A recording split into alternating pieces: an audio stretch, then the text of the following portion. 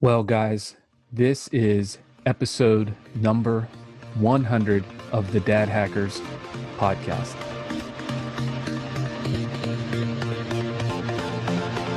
What's up, Dad Hackers? My name is Patrick Antonucci, and I am the host and founder of this podcast and community of Dad Hackers. Well, Dad Hackers is a community of Christian fathers who are devoted to encouraging, equipping, and enabling one another to become the men that God has created and called us to be, so that we can raise up the next generation of fully devoted followers of Christ and leave a legacy of multi-generational faithfulness. Now, on this show, we primarily interview Christian men to dive deep into their experiences and insights into what it means to be a Christian man, a Christian husband, a Christian father, and a Christian leader.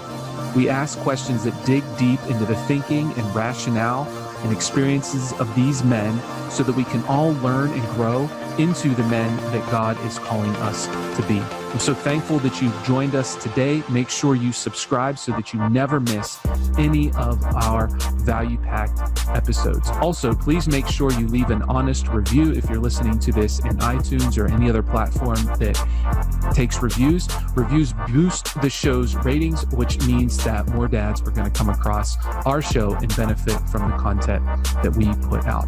I also wanted to let you know that we do have a free private Facebook group just for Christian dads. So after the show, make sure you hop on over to the show notes. There's a link for that in there as well. Gentlemen, I'm excited to share this episode with you because this is really a milestone. We started way back in June of 2018 with the podcast. We had our first couple of episodes drop then, and then consistently every single Monday since then, we've had an episode drop without fail. And the 100th episode is quite a milestone for us. And what I'd like to do in this episode is go over some things. I want to tell you a little bit about my backstory, a little bit about why I started Dad Hackers, a little bit about where we've been, where we are, where I'd like to go, and things God has kind of led me to. And also, I'd like to wrap up with giving you 13 resources of other podcasts and other men to follow who are in a similar type of space as Dad Hackers, who overlap in one way, shape, or form or another. And so we'll wrap up with that.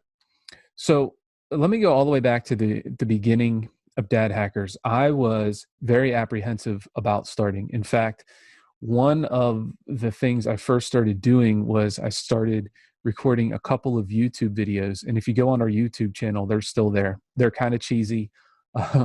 They're maybe a little bit dorky, but I was trying to do some tips for dads for how to be a better dad. And I quickly realized that in that season, YouTube wasn't the thing for me. And I then decided to go a different route.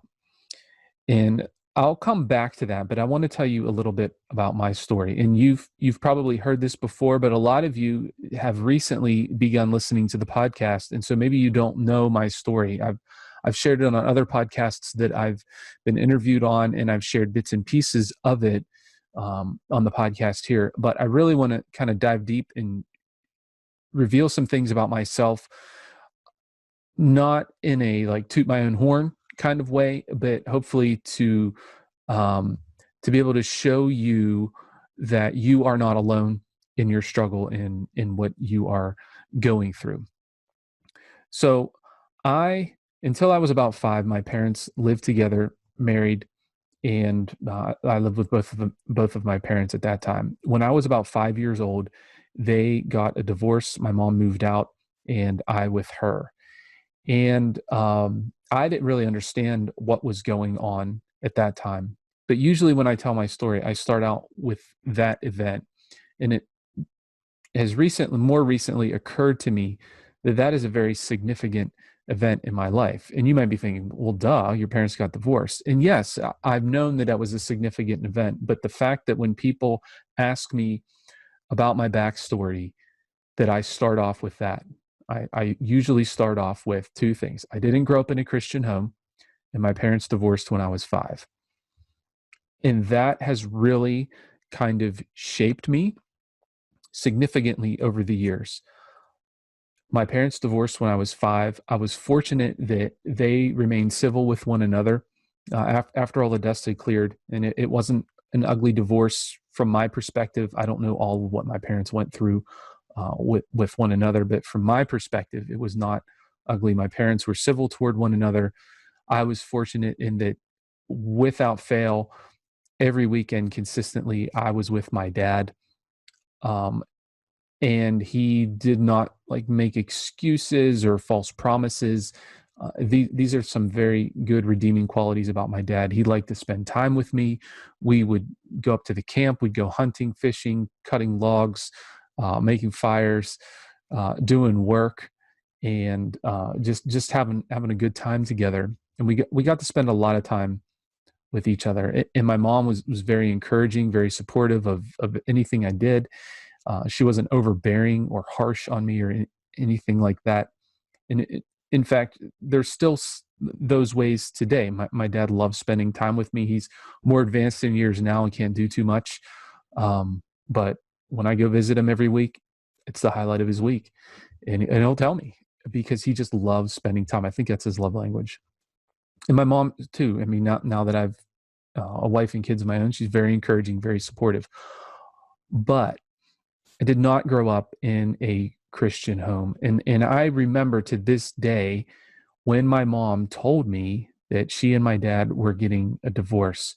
The way I remember it is, she and I had just pulled up to the house and I was sitting in the car. I picture it as a sunny day. And I believe I was in the front seat. And this is before we had all the seatbelt laws and car seat laws, and kids had to sit in the back seat. And I don't exactly remember how she brought it up, but she said, "Patrick, your dad and I are going to get a divorce."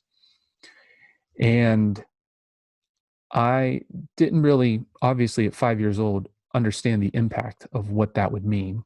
But that would mean that their marriage was ending, that they were no longer going to live together, that we would no longer have the family in the way that I knew it. And that really imprinted on me, because I remember growing up, even from a young age, always wanting to be a husband, always wanting to be a father, always wanting to have a family of my own. And reflecting on this, I think it really comes from the fact that I want to be able to, quote, do it right. My parents did the best they did the best they could with what they had. I'm not faulting them. And I know most parents are doing the best with what they have. But it really inspired me to want to make my family a success. So we fast forward a little bit. My mom begins dating a guy when I was about 12 years old, and they decided to begin going to church together. And after going to church for a while and being a part of the congregation there, they both got saved and were immersed into Christ. And I think it was about 1994. So we're going back a little bit, a couple years. And shortly thereafter, I was baptized into Christ and became a Christian. And that's when the spiritual journey kind of began. My mom always had a kind of a spiritual influence or aspect to her, but it was never quite honed in. We grew up nominally Catholic. We were Creasters. We go on Christmas and Easter. For a short time in elementary school, I did a couple years of CCD, but I had no idea what was going on. My heart wasn't in it. My mind wasn't in it. I was just kind of going through the motions. But when I was about 13 years old is when I became a Christian. And my growth was very slow. It wasn't until I was about 19 years old that I really took my faith seriously. I had an incident where God kind of slapped me upside the head. When I was about ninth grade, I started hanging out with the wrong crowd and got into some things that I shouldn't have got into. And it kind of all culminated about when I was about 19 years old. And it really was a wake up call for me. And I really, really became aware of where my life was going and the things that I was doing, the impact it was having on me, and the trajectory that my life was going on in that moment. And I really think it was like an act of God. You know, they say sometimes it takes an act of God to change a situation. Well, I really believe this was an act of God, and He works in mysterious ways. I'll tell you that. But ever since that day, it was a day. He really, it was like he slapped me upside my head and knocked some sense into me. And ever since that day, I've been on a new trajectory, and by the grace of God, I'm striving to stay on that trajectory. So fast forward several years later, I meet my wife. Total fluke how we met. I was in a relationship for a little over a year before I met her. I was dating a girl at our church, and she had been in a relationship previously as well. And then she went into the Air Force uh, and got hurt and was on home for medical leave. Her dad was the new associate preacher at our church. And when she came home on leave, she came to live with him. And I mean, this guy was brand new to our congregation, just a week or two. And so she comes home and stays with them on medical leave. And I always joke with her that she came crutching into my life because she was on crutches. She had some stress fractures and some issues with her back that were going on from an injury that she sustained during boot camp. And she came crutching into my life. And I knew that her father, who was our new preacher, like I said, I knew he had children, but I didn't know much about them because they were all adults and didn't live with him. But when she came home on medical leave, she came to stay with them and started coming to church with them. So we had a pizza dinner one night, and I was sitting there with a couple buddies from church, and she came in. We were like, "Hey, that's the preacher's daughter. We should, go say hi." So we went and talked with her, and then we all ended up getting invited back to her house, well, her dad's house. He needed some help. They were still moving in some things, and he needed help moving a dryer. And I would like raise my hand immediately. I'm going to come and help, and selfishly because I wanted to talk to Jessica more. And so we hung out for a while. We helped them move in the dryer, and then uh, we stuck around and we talked, and then one by one people started leaving, and then pretty soon it was just Jessica and I, and we talked and talked and talked, and I was like, that jittery feeling you get that's like a good feeling whenever you meet somebody like that. Maybe you had a similar situation when you met your wife. Well, that's the feeling I got. And then unfortunately she had to go back. She only had, I think it was like a 30-day leave. And then eventually, when she got medically discharged from the Air Force, she came back. And during the time when she went back to the Air Force, it was an awesome time. It was a difficult time because I wanted to see her and be with her, and date her. But it was good because we got to email back and forth. She got to make phone calls once in a while. She would call me and we would talk until her phone time was up. And we'd write letters back and forth. And we really, really got to know each other on a deep level by not being around each other, having this kind of long distance relationship. And her dad ended up moving on from the church, a couple years after he was there. And I think it feels like it was totally a God thing how Jessica and I met. Like I said, I had just got out of a relationship, like literally a couple weeks before I met her. She was in a relationship too. She was in the Air Force, so she wasn't going to be coming home, except she got hurt and came home. Her dad was a preacher at our church, but he only stuck around for a couple of years, and then changes happened. And so it was kind of like, how they say the stars aligned and blah blah blah. I'm not into astrology and all that, but that's kind of how I feel. Like God just totally brought her into my life at just the right moment. And so we started dating. About 9 months after we started dating, I proposed. And then 13 months after we started dating, we were married. in 2004. And then a year and a half later, 2004, 2.5 years later, we had our first child, Silas, in December of 2006. 2006, yeah, going back a bit. And since then, we've had 4 additional children, and now, so we have 5 children now.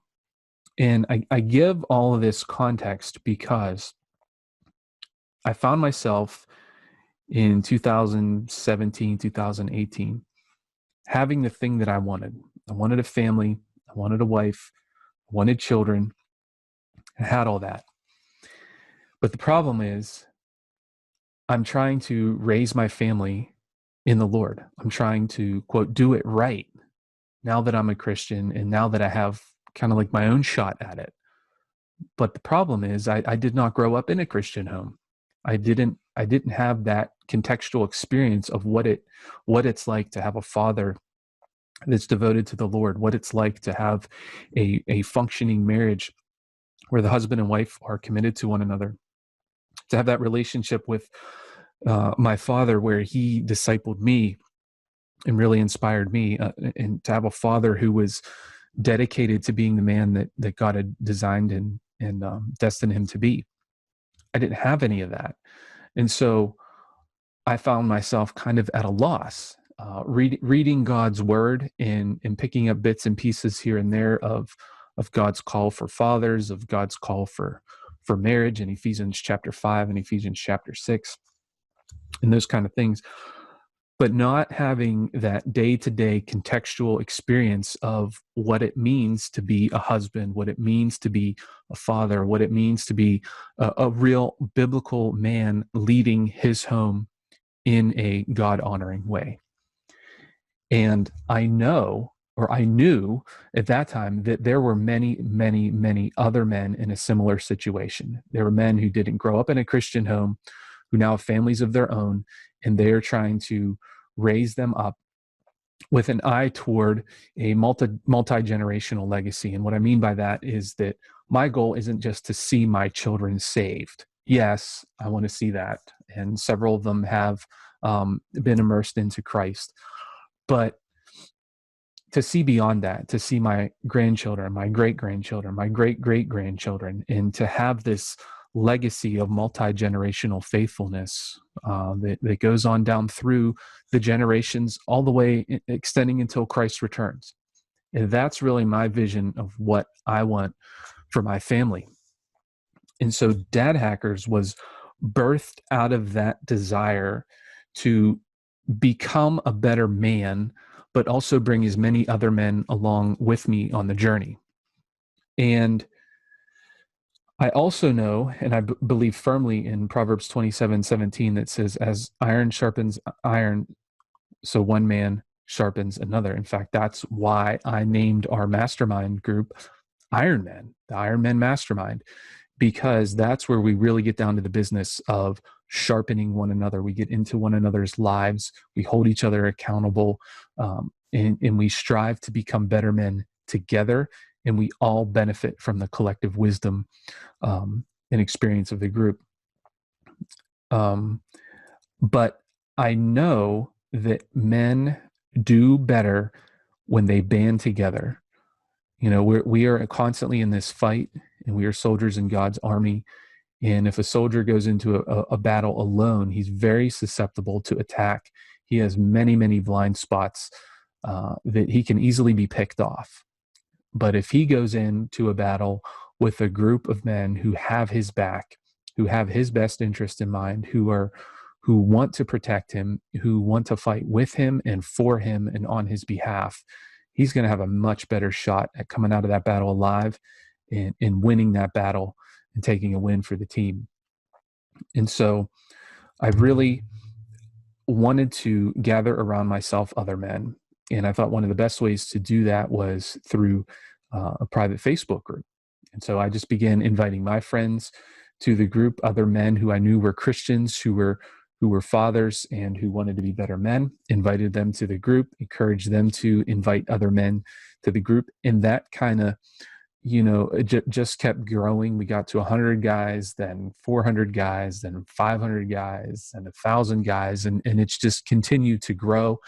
And I've made a lot of good friends just from that group, guys that I've met on Facebook, guys that I've met personally that I've met through Dad Hackers, and it's been an amazing journey there. But I wanted to do more. I wanted to do more than just have this private Facebook group. So I did some research because my time is very limited and finite, and I only have so many hours in the day, or in the week rather, that I can devote to Dad Hackers, because ultimately I'm trying to become a better husband, a better father, a better man. And if I spend all my time producing content for Dad Hackers, where does that leave my family? It leaves them out in the rain. And I don't want to lose in the area that I'm trying to win in the process of trying to win in that area. So I started doing some research. Okay, what am I going to get the most bang for my buck with? And I landed on podcasting, because podcasting is growing. More and more people are doing it. More and more people are listening to podcasts. And the thing about podcasts is that people will listen to them in their entirety. I can talk into your ear for 30, 45 minutes, an hour straight, and you're going to listen to pretty much the whole episode, whether it's a solo episode or I'm interviewing somebody. And I get to pour into you for that whole amount of time. If I'm doing a Facebook video, you might listen for 3 seconds. If I'm doing an Instagram story, you might listen for 15 seconds or just swipe and pass it up. But if I'm doing a podcast, you're going to listen in every week. You're going to listen to that whole thing, and you're going to gain all the value from that interview or from the things that I try to share with you. And so I began podcasting. And what I did was I reached out to some guys that I knew that I thought would bring a lot of value. I reached out to guys that had expertise in a certain area, and guys that I knew that were a little bit further along, maybe in the next season or two ahead of me, who had run the race well, who had raised a Christian family and were putting into effect that multi-generational legacy. And so I wanted to interview them to pick their brains, to say, okay, you know something about manhood, masculinity, family life, marriage, parenting, things men need to know. I want to pick your brain and glean that information from you so that I can apply it in my life. Okay, you've raised a Christian family and you've done it well. Your kids are Christians and now they are raising the next generation. So you've got that multi-generational thing in effect. Okay, I want to talk to you because I want to know what kind of things did you do to achieve that, because that's what I want to do. And so now, 100 episodes in, I've interviewed, I don't know how many guys, probably 70, 80 different men across 100 episodes. And I've gotten so much good information from them. But even more than that, I've got some actionable things that I've done in my life that have really, really helped me become a better man. And from the feedback that I've gotten from you guys, whether it's a text message or a DM or a private message or a review or a rating on iTunes or one of those things, you guys are getting a lot from these interviews and from these podcasts as well. And so when I started podcasting, I reached out to about 15 different men that I knew personally and scheduled up 10 interviews. And I published 10. I started off with 5 episodes on the first day the podcast came out, and then I released one more episode each day for the next 5 days. So we had 10 in the queue right away. So, and I did that intentionally so that when people started listening to the podcast, they'd have a backlog. So it wouldn't be like, oh, 1 episode, whoa, big deal. No, there was 10 episodes sitting there. And then every week on Monday, boom, another episode, boom, another episode, boom, another episode. And I've worked really hard to be consistent and purposeful and intentional with releasing an episode every single Monday so that you could count on it And it also keeps me accountable. There were several weeks throughout the past 100 episodes where it was down to the wire. And there was one time in particular where a guest fell through and I didn't have a backup in place. And I was lamenting the fact that I was going to miss a week. Well, what did I do? I stayed up late. I think it was like on a Thursday night, and I recorded a solo episode, and I launched that out the following Monday. Yeah, it took some sacrifice of time, but it helped me stay the course and stay consistent. And I think one of the areas where I've kind of grown a little bit is I used to see it as almost a pride thing, like, I've never missed an episode. For the past 100 episodes, I've never missed a week. But now it's beginning to shift from a pride thing to a personal integrity kind of thing, where I am working to be intentional and purposeful in this area and be consistent in it over the long haul. And so this is me putting that into practice. And there's many areas in my life and in your life where we need to be purposeful, intentional, and consistent. Kind of getting a little off track with that, but that's where we are. And now we're 100 episodes in. And another thing, in September of 2018, I launched the Ironman Mastermind. And you guys have probably heard me talk about this before. You may have seen a post in the group. You may have gotten an email about it. Maybe you haven't. Maybe you've never heard of the Ironman Mastermind. But I would highly encourage you to check it out. We just had, right before I'm recording this, we had our Tuesday night meeting. And we're real close to having to add another meeting throughout the week because the group is growing. We're getting more men. And I'd like to see it continue to grow to where we have a meeting every single day of the week with different men meeting, holding one another accountable, sharpening one another, being with one another, and importantly, encouraging one another to take action in their lives. I just made a post on Facebook right before I recorded this about the problem that we have is an information problem. And it's not lack of information. It's basically information overload. We have so much information at our fingertips, and we collect it, we consume it, we listen to it, we read it, we watch it, and we have all these ideas floating around in our head.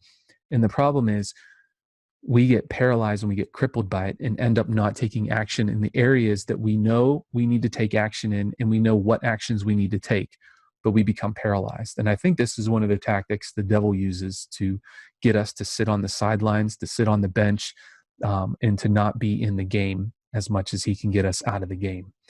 And he distracts us with all this information. And so in the post, I was encouraging men to take action. Find 5 tasks, 5 things that you can begin to do right now that stretch you a little bit, challenge you a little bit, but they're things that you know that you need to do, that you know how to do. Classic example is you want to be in God's word more. Then make one of your tasks, read a chapter in the Bible every single day, and then just do it. Stop thinking about it. Don't download a new app. Don't download another tracker. Don't listen to a podcast about how to read the Bible. Don't read a blog post. Just sit down. Don't research where to start reading the Bible. You can do that later. Right now, just sit down, start reading the Bible. You want to engage more with your wife or your kids, just start doing it. Start somewhere and do it consistently for at least 3 weeks. And then you can look back and say, oh, how do I do this better? Maybe I should listen to this podcast, read this book or whatever. But if you're not taking action, the best way to cure inaction is with action. Just take action. And that's really what we are encouraging one another to do in this Ironman group. A lot of the things that we need to do in our lives require action. A lot of the ways that we become better men is through action. Yes, we need to think about it. Yes, we need to study. Yes, we need to be devoted to God. Yes, we need to pray to God. But at the end of the day, we need to take action. So I would highly encourage you to check out the Ironman group. And as that thing grows, it's going to get better and better. And over the months that we've had the Ironman group, I've brought in guests that were on the podcast, special guys, speakers, to do exclusive trainings with our group there. And those are all archived in the group. And so anybody that becomes a member has access to all those archived recordings. And there's a good bit of additional training there and more information. So that's available at your fingertips. But even if you don't join the Ironman Mastermind, you need to begin taking action in your life, and you need to gather around yourself a band of brothers to hold you accountable and to encourage you. And that's really where I see Dad Hackers going. I see the podcast growing. I've got some amazing guests lined up. I just interviewed Ken Harrison. He's the chairman and CEO of Promise Keepers. I've got John Eldridge lined up. I've got David Moreau lined up. He's the author of the book, Why Men Hate Going to Church. Excellent book. Highly recommend that you read that book. I've got Stephen Mansfield lined up, currently reading his book, Mansfield's Book of Manly Men. If you're watching this on YouTube, you can see the book. If you're listening to the podcast, obviously you can't see it, but I just said the title. And I've got some other guys lined up, and I'm going to be reaching out to some other guys, but we've got some amazing guests lined up on the podcast. I see the Ironman group growing. I'm looking into doing some personal coaching. I'm actually working with two guys right now and coaching them financially, and I'm walking them through the exact process that I've kind of gone through over the past 15 years, condense it way down like in an accelerator type of situation, so they can get on track with their finances and put into action the things that I've done. I'm not a millionaire. I'm not super rich or anything like that, but my wife and I have set ourselves up on a trajectory of financial success and financial peace, if you will. We don't have money fights. We're not living paycheck to paycheck. We're not really super stressed out about money because we've put some things in place, some systems, some routines in place that have benefited us. And I'll tell you what, a lot of marriages are extremely stressed out and have a lot of pressure on them because of finances. A lot of the fights and arguments that people have in their marriages, a lot of the stress and anxiety that you feel is probably because of your out of control finances. And I've found that there are three kinds of men when it comes to finances. There's the clueless man who has absolutely no idea what's going on with his finances, and he doesn't even really care. And then there's the man that I run into a lot, and this is the man, he's the mental man. And what I mean by that is he's got all his finances in his mind, and he has his budget in his mind, and he has his income in his mind, and his expenses in his mind, and his debts in his mind, and his savings in his mind, but he's not actually tracking it. He doesn't have any objective evidence for the amount of money that he's spending, the amount of money he's bringing in, the amount that he's spending, how much debt he actually has. He thinks he does because he thinks he has it all taken care of in his mind. And these are the two guys that I'm working with. These are the kind of men that they were. They may have tracked a little bit here and there, but they didn't have anything detailed and laid out. And then there is the man who has control of his finances, and he knows exactly how much he's spending. He knows how much money he's bringing in. He knows where his debts are. He has a plan for paying off his debts. He has money set aside for emergencies. He's saving up for short-term spending. Maybe a new car. Christmas is coming up. December 25th. It's December 25th this year, in case you didn't know that. And you can begin saving today for that. He's saving up for birthdays. And he also has a long-term savings plan. He's saving for retirement. He's saving for his kids' college. And he has a plan for giving. And he has this stuff all detailed out, and he has objective evidence of it all. And this is where I bring men to when I coach them financially. So if that's something that you would like to look into more, just shoot me an email, patrick@dadhackers.us, and put financial coaching in the heading, and then we can discuss some things about that. And so those are some of the areas that Dad Hackers has been, some places where it is, and some places where it's going. And I'm just really looking forward to seeing the podcast continue to grow, the Facebook group grow, the Ironman group grow, and just adding more and more and more value to the men that are out there. Because I'll tell you what, men, we all do better when we band together for a common cause, and that cause is our King, Christ Jesus. And if we can become more of the men that we were designed and destined to be, then we can be more effective in our families and in our marriages and in our leadership and in the church, and expanding the kingdom of God and taking back ground for him and his kingdom. All right. So those are some of the things I wanted to share with you about on this 100th episode.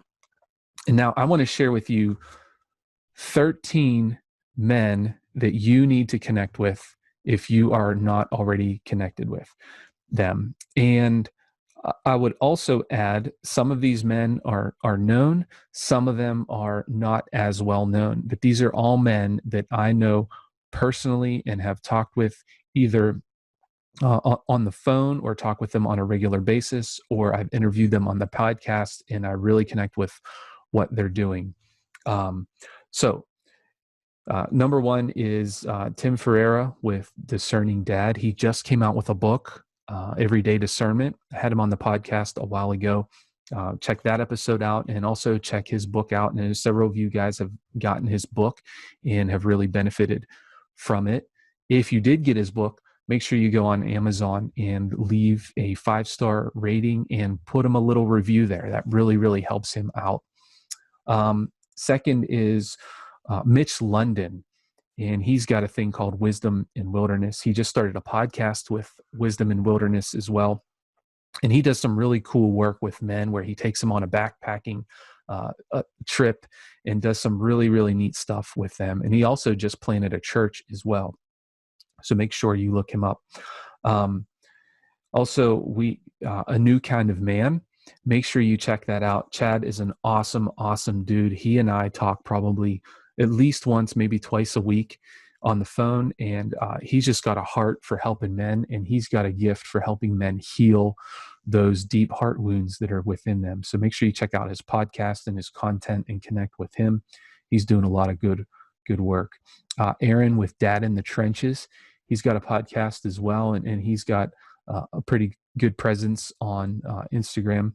He's been on my show. He and I did a recording for his show, and that'll be coming out soon. Make sure you check his stuff out. Joe Prim with Vigilant Wolf. Again, I had him on the show a while back. We've talked on the phone several times, and we touch base every once in a while on Instagram, commenting on each other's stuff. And he's just got a pretty cool thing that he does with Vigilant Wolf. So make sure you check him out.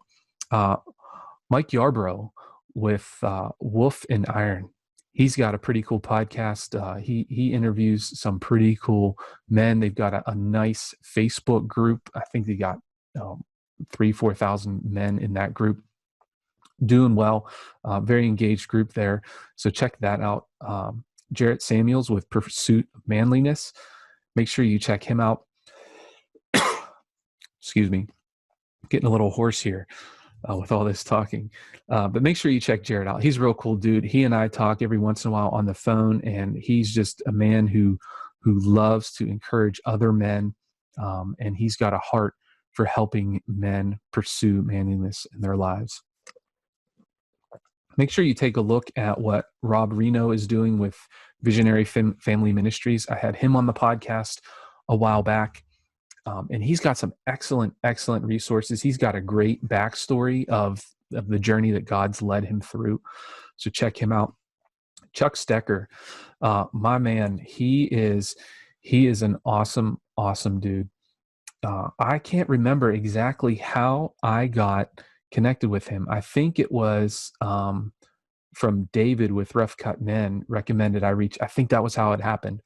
He recommended I reach out to Chuck, and Chuck does a thing with A Chosen Generation, and he's got a book. I had him on the podcast, and he's all about doing rites of passage with your son or with your daughter, and his book lays out how to do it.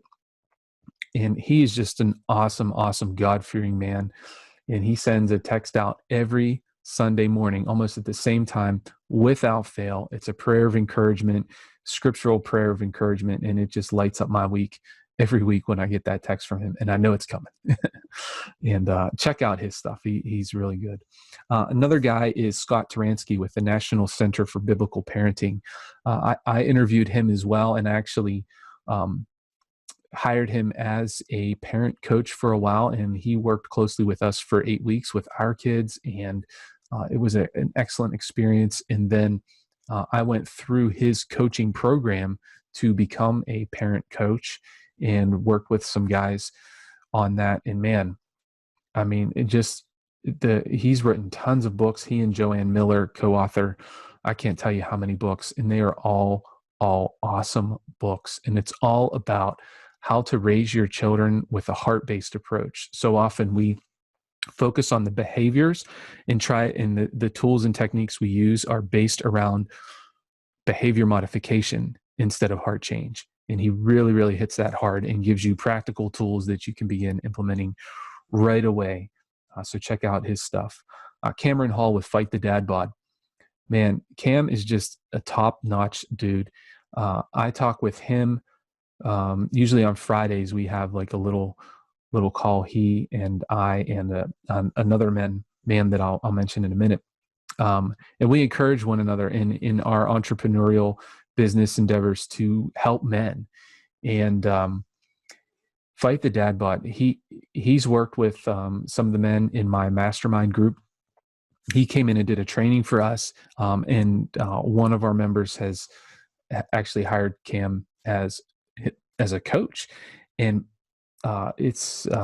he's done some transformational work with this man, and this guy's lost a ton of weight, and it's spilled over into other areas of his life that he's putting together, and it's all because of the work that Cam has done with him. So make sure you check his stuff out. He doesn't have a podcast.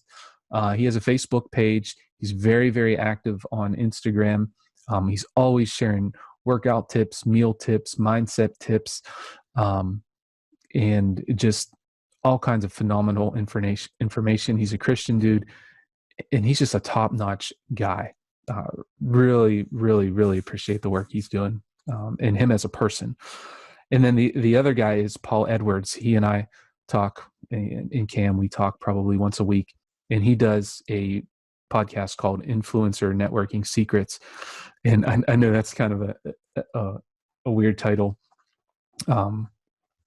It's not necessarily in the dad space, but I interviewed Paul on the podcast, pretty close to when we first started. And it was just an amazing interview. And he really talked about, it's kind of like this concept of pay it forward and implementing it in your life from a kingdom perspective. And Paul is just a really deep thinker, and he's really, really got a heart for the kingdom, a heart for God, a heart for Jesus, and also a heart for working with young men. He works in his church with a young adult ministry, and he's really been pouring into those young adults there, particularly the men. And he's having a really, really good success with that. And then finally, I got to mention my man Jody Burkeen with Man Up God's Way. I had him on the podcast. He was one of my original episodes, and he's an awesome dude, top-notch guy, a workhorse, and he's really got a heart for men again. And so make sure you check out his stuff. Well, guys, those are the 13 shout outs I wanted to give. That is our 100th episode. I'm not going to drag it out anymore. One thing I do ask that you do is please share this podcast with one other man that you know that's not listening to the Dad Hackers podcast. Text it to him, shoot him an email, share it on Facebook, DM them, shoot them a private message, whatever you got to do. One other man, I ask that you just share it with them. All right, guys, Well, thank you. We've made it to 100 episodes, and I'm looking forward to the next 100 and the next 100 and the next 100. All right, fellas. Love you guys. Stay sharp.